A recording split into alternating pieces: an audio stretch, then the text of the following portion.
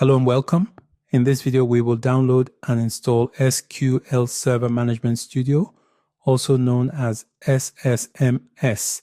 SQL Server Management Studio, SSMS, is Microsoft's free integrated environment for managing SQL Server databases, Azure SQL, and related services. Core purpose: SSMS provides a graphical interface to configure, monitor, and administer SQL Server instances. Database administrators and developers use it to handle everything from object creation to performance tuning in one unified tool. Visit the link displayed on the screen to download SSMS. Scroll down the page until you see the link to download SSMS installer. Double-click on the link to download it. Double-click on the downloaded installer to run it. If it pops up, or go to your downloads folder to locate the file named vs_ssms.exe. You may get the user account control message pop up.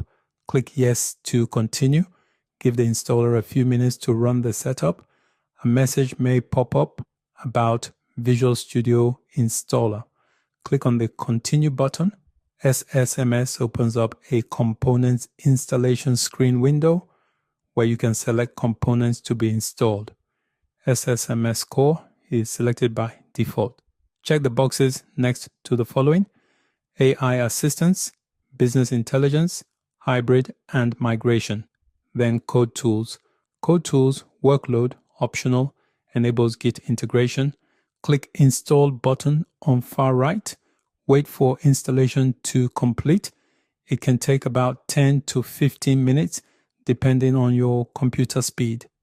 Once the installation is complete, a message should pop up saying it's done installing SSMS successfully. Click on the OK button and restart your computer to clean up any remaining files. That's it for this video. Thank you for watching.